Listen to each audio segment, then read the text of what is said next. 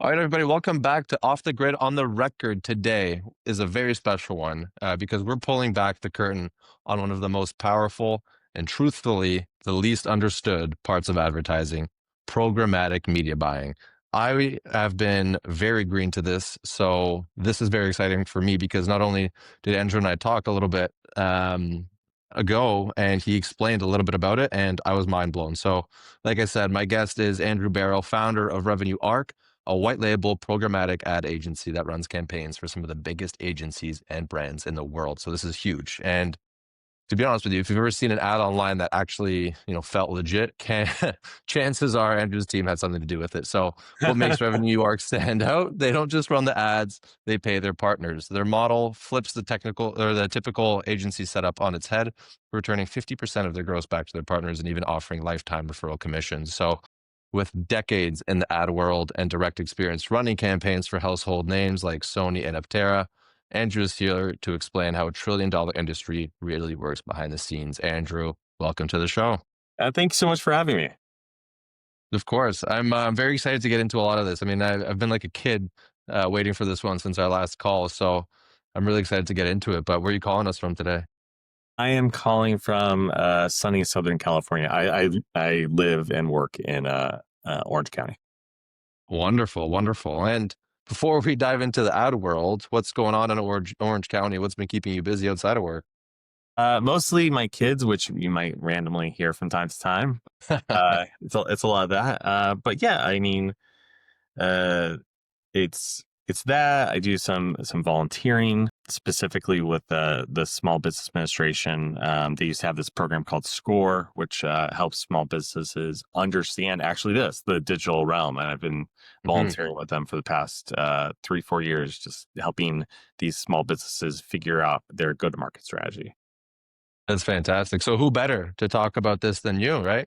I hope so. I hope so. That's amazing. Well, I mean, to just piggyback off of that, you have 20 plus years in paid media. I mean, you've been doing this then longer than a lot of the guys that I work with have. So, I mean, how did you first get into this space? So I first got into the space, actually, oddly enough, in when I was a kid. I programmed my first website when I was 12 years old on something called GeoCities, which was kind of the Squarespace of the time. And this is like the late 90s. So it's quite Mhm. a few years ago. And I integrated an early version of Google Ads, which the earlier version was called AdSense, but an even more proto version of that. And I integrated that into the software that ran my little website, and I used that money to actually, ironically enough, buy a Nintendo 64 because I raised money.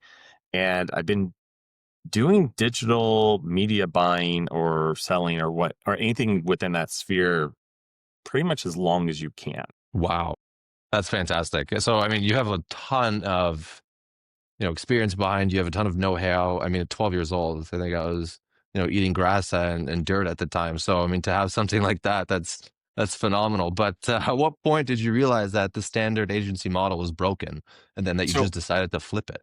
yeah, so I've been in and out of the holdcos, which are the largest ad agencies in the world. They control about half of all paid media spend globally. Global ad paid media spends about $1 trillion, 1.1 per annum. And I had this moment where I was like, this doesn't make any sense anymore. What clients are being charged is so gigantic, and there's so many different models and so many different ways and touch points in which people are taking money from their clients and nickel and diming them for every little thing. It made no sense, especially since paid media, what do? We handle money, especially in the digital realm. That's when I completely looked at a different model. And then fast forward to I was working at MediaMath, which was the one of the older ad tech companies that went bankrupt, and I had been toying around with a bunch of different ideas, and eventually landed on this new model earlier this year, and the company has just taken off ever since. It's phenomenal. I mean, so it's called the Revenue Arc, and was it Yes. always set up to pay agencies back? Because that's the biggest thing. No. So initially we were like everybody else. We charged a flat fee or a percentage of media on top of. So it was like, hey, we're going to run this for an additional 10%, additional 15%, depending on the size of the client. Or it's like a flat $5,000 a month, $10,000 a month. We were going through these models. And then I realized that what I had done at MediaMath is I had set up these opportunities. So I had set up with a lot of agencies, hey, we will pay you a referral fee or different things. And I was like, well, what if I flip everything on its head and said the agency itself goes out and gets that referral fee? And so we effectively, the way it works with RevenueArc is RevenueArc has a revenue share with every ad tech platform we work with. And in doing so, we don't charge our clients anything. So brand advertisers who work with us we don't charge them anything. They just pay the bill for their paid media and we manage it, and we get a kickback from each one of those partners we use. And then on the flip side, and we work with, like, I think we're up to 19 or 20 partners at this point, Wow. across like different dozens of different places.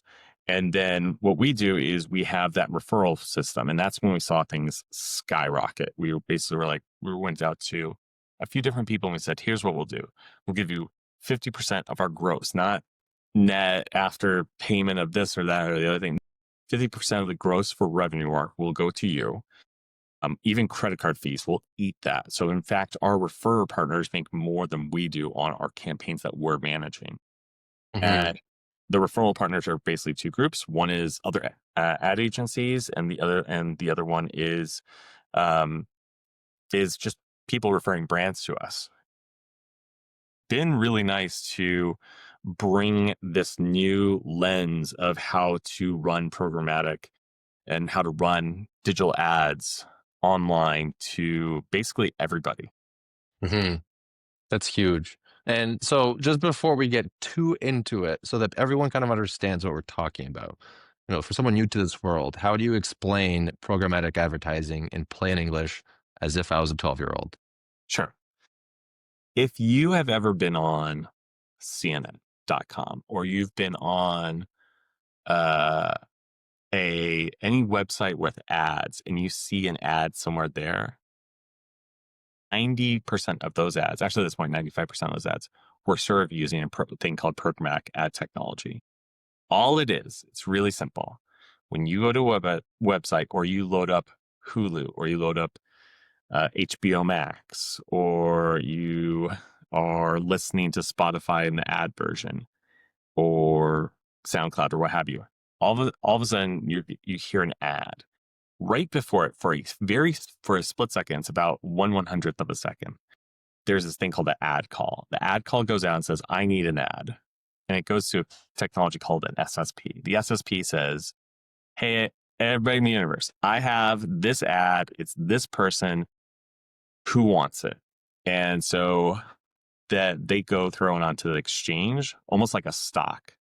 Like, I have this Hmm. one piece of stock. Does anyone want this stock? Same thing. I have this ad inventory, which we call an impression, and who wants it? And then every buyer looks at that and goes, I want it. And then they bid on it, and whoever bids the highest wins. And they all bid based on different strategy. Like, hey, I really want people of this demographic, or hey, I know for a fact that that guy's going to buy a car next week. I want Hmm. him yesterday. That happens within 1/100th of a second. It happens trillions of times a minute, and it happens constantly. And so anytime you see any of those ads, it's bought using programmatic technology. Now there's a much more relatively junior version of that called that we refer to as Google Ads, which in the industry we call the GDN, which is called the Google Display Network. Um, those are a very unsophisticated way of buying that ad. But that's pretty much also runs on the back of programmatic. So anytime somebody's, Hmm. oh, I bought Google Ads, and it's not just search, 99% of the time they're buying what's called a Google Display Network, which is programmatic. It's amazing. And I mean, I think that's very well explained because it's true. I mean, you think that the main advertising platforms are obviously, Meta, you have a bit of TikTok now, Google, but you forget about the other big ones, right? Like any other kind of browsing or search that you look at, people don't even think about that. Immediately, you just try to go to, what the hottest topic is. So, I mean, I think it's very interesting that you say that you can place ads anywhere from, household smart TVs to the Right. New York Times homepage, right? I mean, what makes that reach possible? It is the programmatic technology, and so what effectively underpins it is this thing called ad serving technology, and so it just shows the ad. And the coolest part about it is that the way most digital operations are set up, and ours as well, is it literally doesn't matter anymore. There's the talk about sometime in the ad world we call them walled gardens versus unwalled gardens. But Programmatic now can buy Pinterest. It can now buy X. It's soon going to probably be buying Facebook. I know YouTube is coming early next year. There was a part of the investigation into antitrust is making all of Google's inventory programmatically available. So Mm. search is going to soon become programmatically available. All of this is becoming programmatically available. And so the great thing about this is there is an insane amount of data that is going to be leveraged for this. So I can get down to, I want to target every single person um, at the New York Times. My client has a pitch. They're going to be pitching the New York Times. Okay, well, let's get ads in front of every single person that works on the New York Times for your product in a subtle enough way that it doesn't overload them and it's not blatant in their face. And the next thing they know, when they're getting pitched, they have awareness. Or, hey, I saw that, Bob happened to be at my store. He filled out a little card and gave his email address. Okay, let's target him on Facebook, YouTube, and on the Huffington Post or on Fox News or whatever, and we'll target him with the right ad to make sure that he comes back and buys the car. This is Mm. what we've been doing for a really long time. It's just what Rev New York's done is made it much more simple, where you just come to us and we handle everything from soup to nuts. That's incredible. And I think a big question that I had was if you could share what kinds of clients you usually serve and how, the white label model fits into their workflows. Sure. We do work on some brands, which working on brands means you're working directly with the company that is the advertiser. So we work with Aptera directly. We work with um, another one called Droni Aerospace directly. We work with quite a few different ones, but our biggest and by far the biggest line of business for us is other agencies. So we work with agencies like which is part of IPG. I've worked with dozens of others. Sometimes the reason I can mention is it was disclosed. So in most cases, we are disclosed. So like, hey, we use Rev New York as our programmatic buy on. They're the guys who are going to be buying the ads. Mhm. Other people are like, hey, I don't want anyone to know that I don't have a programmatic arm. Just go ahead and pretend you're the team. And we do that as well. And I obviously can't mention those companies, but a lot of times you'd be surprised with how many agencies we work with. But this is like creative agencies, paid media agencies who they've handled traditional media for years and they're looking to get into digital. Um, Spot TV buyers were like, hey, all I bought are like the, Jeopardy at 3 p.m. in Topeka. Like, why don't you leverage us and we can make that even bigger? And the biggest benefit to us is traditionally in a ad agency, the biggest cost center is the paid media team. They cost the most to manage.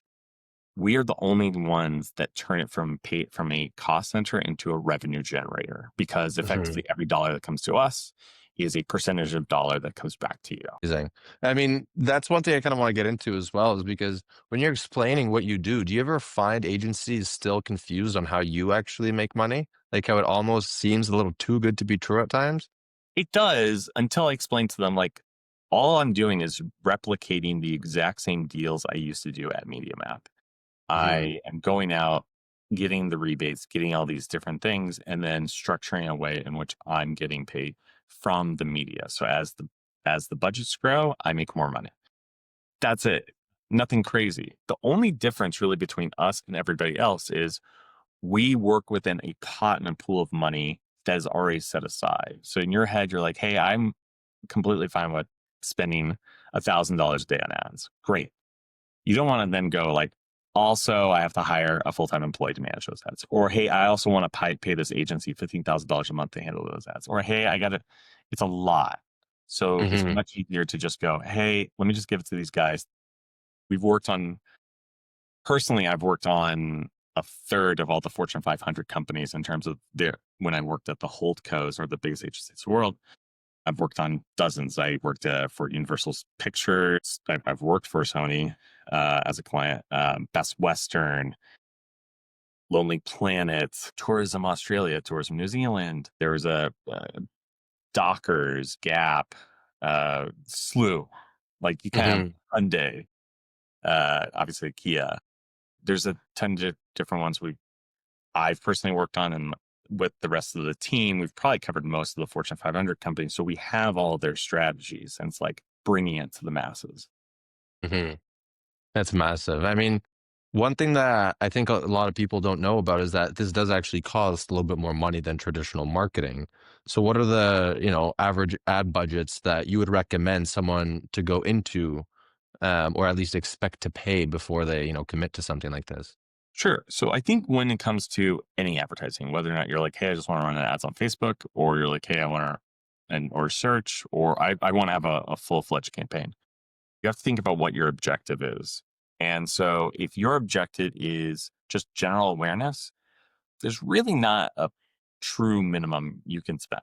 Like as long as your target is very tight, you're like, I'm only going to target a few hundred people or a few thousand people, it can get really, really small.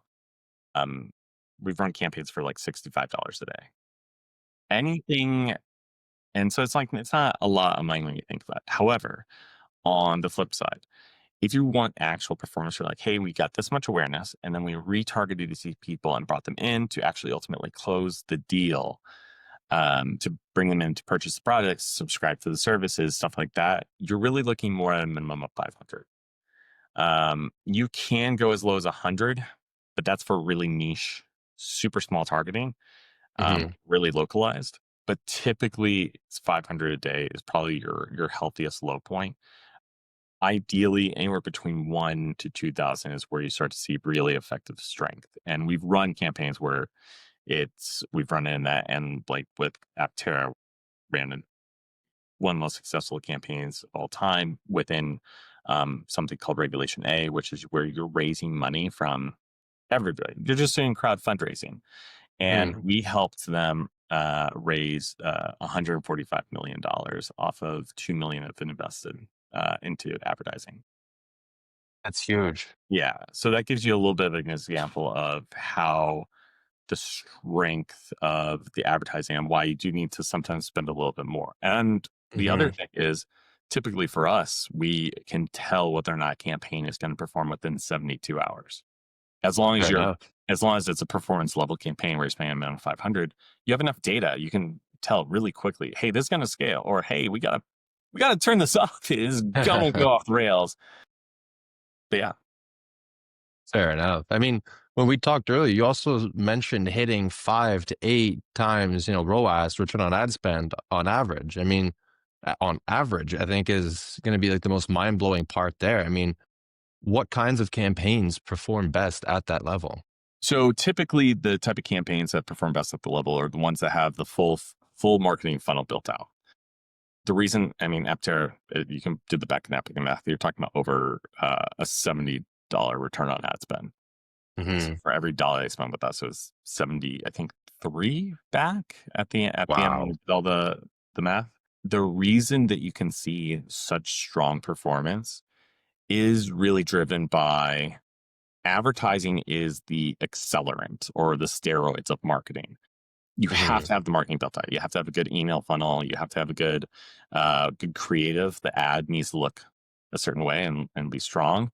Your website needs to be pretty good. You have to have a good social presence. If you have all that built out and well done, when you launch, you should see an initial uptick. And what you really want to see is that the campaign gets to a 1-to-1, like for every dollar invested, you're getting a dollar back within about 2 weeks' time. And then within about 2 weeks after that, you should be at a return on ad spend of about 5. Now, difference between those guys and, anything higher is really how good was your overall funnel? How good is your Hmm. marketing? Are we good when it comes to the targeting? Like, we only know so much. So we'll go off of what our clients tell us and we'll do some investigation on our own. But if the client's like, hey, we only target dentists with this technology, and as we're targeting, it's like not doing that well, but we do a test and it's like, actually, pediatricians are your number one. Like, you need to be going after that. And they're like, I didn't even think about that. That's also part of our investigation that we do in the testing, and then we'll make the shift. So I think that I would say three main things that determine whether or not a campaign does really well is their marketing solid? Like, they have everything built out. Is the target right? And then a bigger one is, are they willing to run through the spend? So one Hmm. thing that we see a lot is people are like, I launched the campaign. Yeah, I saw a couple of conversions come up in 72 hours. Great.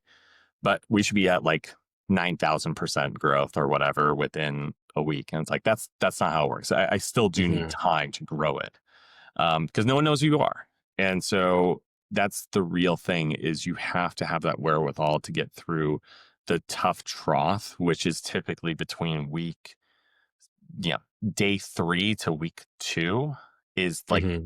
the painful time where clients freak out. This is standard. Every Of campaign, course. it's almost like clockwork. I'll get a I deal with call it every day. on Monday to be like, I don't understand. It's been a week. I was like, I know, but it has been 2. Like, give it a minute. We'll at least get to 1-to-1, and then we'll scale from there. I think sometimes we talk ourselves into thinking something's going, when we press play and we see a couple conversions come in, it's going to quote unquote go viral, which is literally betting on a lottery ticket, and it's just going to take off. And that happens about as many times as somebody wins the lottery. Fair enough. I mean, you talk a lot about the things that have to be in place, but I kind of want to look on the flip side too. I mean, what's the number one reason you see campaigns underperform, right? Like, is it creative? Is it a budget? Is it something else? Like how you mentioned things aren't built out. I know how it could be, a multitude of different things together, but is there one thing that you really, have to double down on when you see it? I would say the number one thing that leads to a campaign failing is the CEO bought in to the testing of advertising? A lot of times we'll run into campaigns in which the CMO and the entire leadership team have bought in. We need ads, but the CEO does not see that, and they see like, hey, if I just tweet enough, or if I just post this on TikTok enough times, it'll take off. And then there's a counter narrative. It's like, hey, the growth, yeah, the growth really wasn't there because of you. It was because my one clip took off. Hmm. I think that kind of coming in with a negative attitude is a self-fulfilling prophecy, to the point that at this point we typically don't bring on any client who like, or any, like, we advise most of our agency partners, like, if somebody's gonna have that view and then they haven't already run ads, we're a little hesitant to take them on. And specifically brand direct, we're like, if you guys aren't bought in, I'm not going to launch this, and then in a week you're Hmm. like, this isn't working, because all of this was going to happen magically anyways somehow. I think that's the number one thing. The number two thing is, honestly, the website. I am blown away every single day by how poorly built a lot of ad campaigns landing pages are. There are a lot of issues, and people are just like, well, they'll just figure it out. And it's like, there's no just figuring it out. No, people have about 3 seconds of attention span, and if they don't, they bounce. Hmm. So I would say that is the other thing. And then the last thing is not doing the right targeting.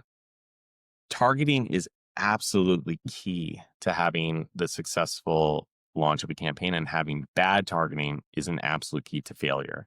If you don't put Hmm. guardrails on that targeting, guaranteed you're going to run into something called an engagement farm, and then they will just trick your system into optimizing towards them, because there's this whole payout thing that happens with them, and they will just wreck your campaign, and it's almost unrecoverable. If that happens, you just need to start fresh, because the data that has been fed to the algorithm is all toxic.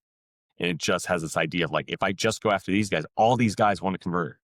We saw that campaign happen when we were we don't work with them anymore, but App 11 we worked with, and in Google we've run some campaigns with, and like we'll see when we're running download campaigns, they're like, oh hey, it's they'll be like, let's run globally. I was like, I don't want to run globally. We're gonna get hit with Hmm. engagement farm, and clients be like, let's run globally. You never know. All right, and all of a sudden we had a Then, spike in Malaysia, and like it was like Malaysia's population is 25 million. I remember the last campaign I ran with Google had 5 million active user downloads in Malaysia. That would mean 20% of the entire population of the country of Malaysia was on this one app. And I was like, that is not possible within 1 week. So clearly, this is something's an off. engagement farm issue. And so we had to ultimately, like, eventually just get rid of the campaign entirely. Fair enough. Now, coming from a bit of a negative note, I mean, that's, kind of a scary thing to talk about. But I mean, one thing that was very excited for you to talk about, for people to hear, is predictive modeling, is targeting people before they're even in market. And again, how does that work in practice? And, that explanation that you gave me was amazing. So if we could replicate that, I'd love it. Sure, I'll try. I'll try to remember. We use something called Arc Foresight, which is a predictive modeling solution. So all you need to do is give us 50 people. We need their email. It needs to be a valid email and the timestamp of when they converted. We then put that into our process and our system that allows us to find people that look very similar. Now, there's lookalike models, and all they'll do is they'll look for somebody who's roughly the same demographic. Hey, I gave you all these people. Well, they're mostly 25 and female. Here's every 25 female. Good luck. And it's just like, Hmm. that's not really predictive modeling. Instead, what you want to do is like, this is the behavior they're doing. I want everyone who's going to do that behavior based on unique qualifiers. Now, what our system does is it figures out somebody's going to convert before they themselves become in market. So you'll see something in advertising called in market advertising where it's like, hey, this person's in market for a car. That's because they searched for a car or they're on Hmm. car websites. Clearly, they're in market. The way around that is to do predictive modeling, which I used to do via this guy named Brian Smith, absolute genius. Um, learned how to use these data science principles to do propensity modeling. So the way they did it at Movio is they would go, hey, because they worked in theatrical film and movie premieres basically. Hmm. And so they went, okay, who's most likely to see Secret Life of Pets 2? Well, let's get everyone who saw Secret Life of Pets 1. That's great. But there's a problem with that, which is not everyone who saw Secret Life of Pets 1 wants to see Secret Life of Pets 2. And there's a lot of people who probably were going to see Secret Life of Pets 1, but they were sick that weekend or they got busy or they forgot about it or Hmm. whatever. So the model basically goes through and says, this is a very simple way of viewing it, but it says, okay, who looks like the most likely person to convert to Secret Life of Pets 1 based on all the other movies that are kind of similar in their audiences?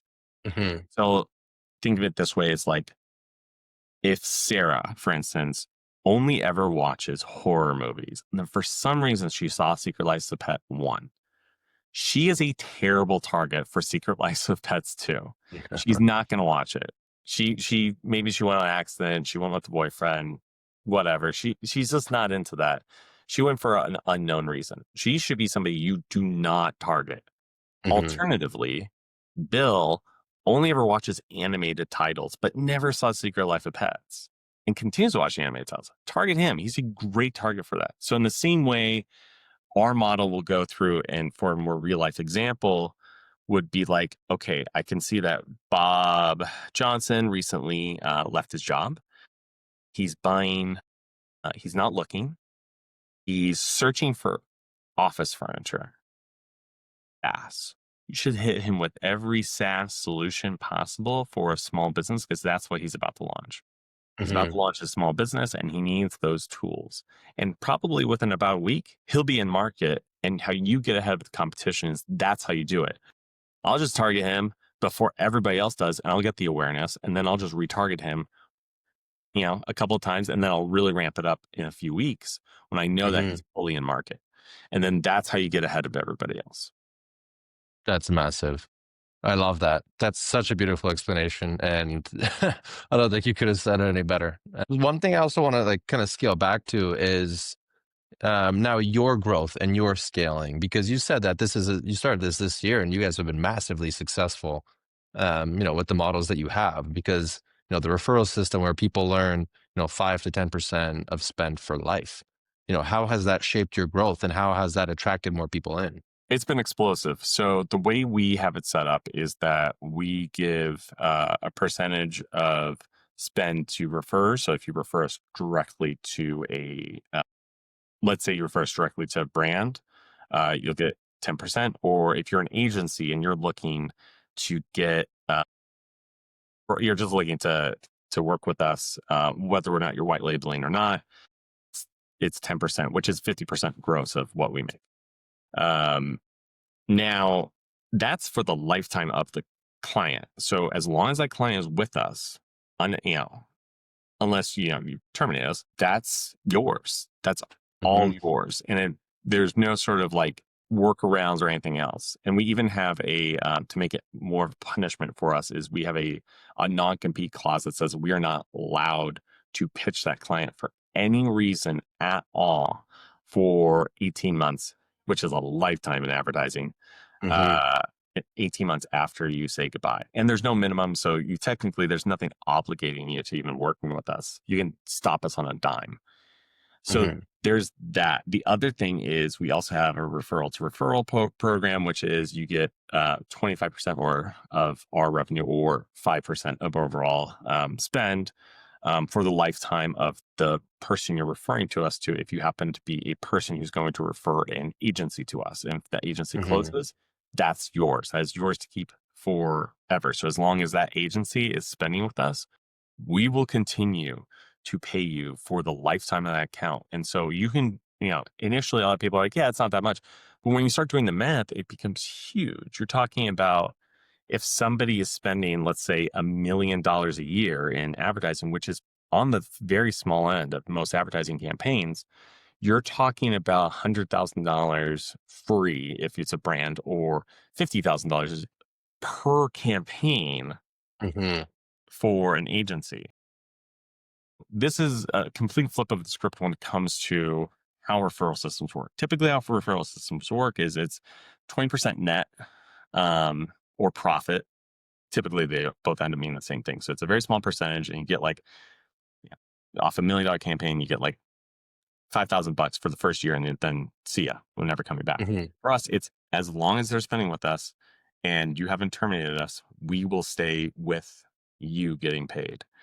Um, and that, if you think about it, like, I think was it Quiznos, like their programmatic budget alone, for instance, is $50 million. So it's Hmm. $50 million for the US. $50 million.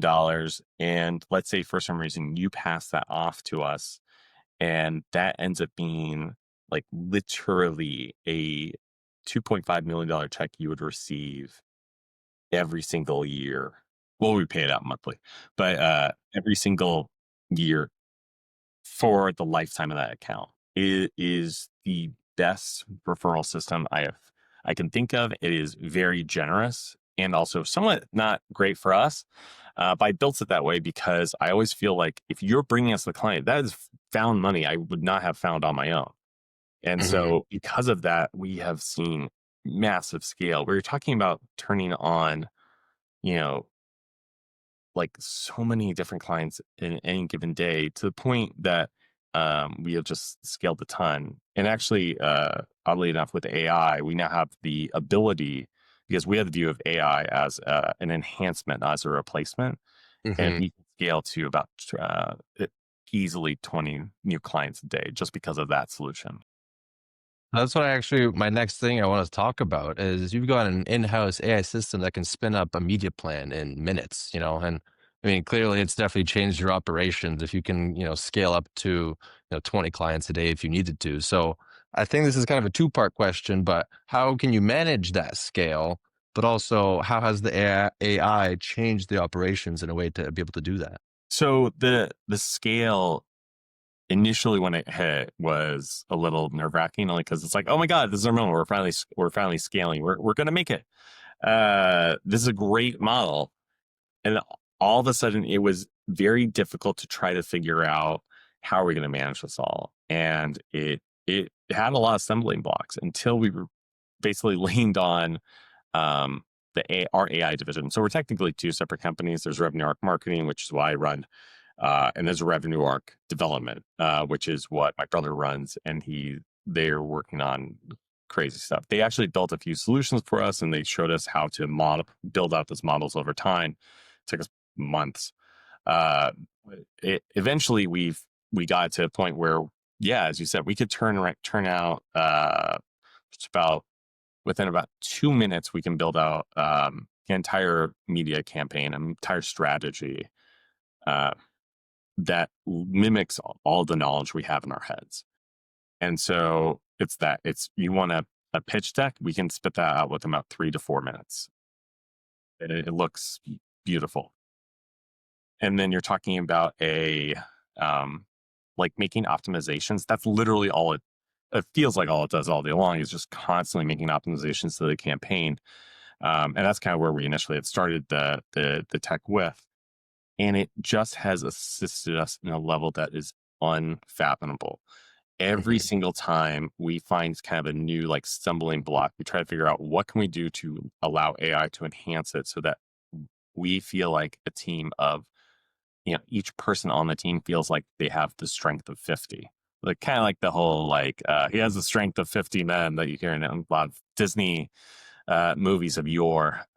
That's what AI has done for us, is replace Hmm. nothing of what we do. Virtually nothing that we have instituted AI into is on its own running amok. It's literally doing everything we do and multiplying it 50-fold. Hmm. That's huge. I love that. And I mean, I think that's such a big, conversation too, because AI is so huge. People, I think, are really sleeping on it, saying it's so like in a couple of years it'll be big. Right now, it's already taking things over, and it's, been massive for my business. I'm sure in yours as well. So I think Yeah. it's only going to get better, and especially if these are the build-outs that are happening now, I can't even imagine what's Well, yeah. coming I out in the mean, future. we're working. The development team is working on a project called Jot right now, um, which is inbound. Kind of have a huge release upcoming, but the tech behind it is insane. We're talking about like a project manager for your life, where it's like you log on, and it's gonna be live soon, but you could like theoretically log on and just be like, what do I need to do today? And it'll just be like, here's your checklist. And that probably is gonna be live within 2 months.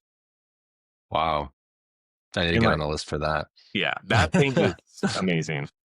I can't wait. And also all the tech they have coming, like for that, that's like the very basic version of it. And then the things Mhm. they have built on top of it is wild.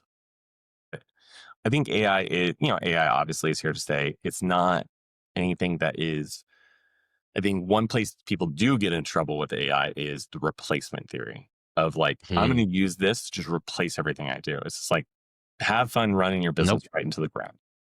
Exactly. Exactly. Well, before we kind of like start to close out, I want to ask like one more personal question just to kind of get into your story and where it all kind of evolved. So I love this question because it, really ties everything that we just talked about together. But what's the biggest lesson you've learned about running a business in such a tight, high stakes industry? And, how has that shaped everything that you are today? Sure. The thing that changed everything was the last time I got laid off. I I had literally I was on a boat with my kids, and we had just gotten to port from a vacation which I hadn't taken in a very long time.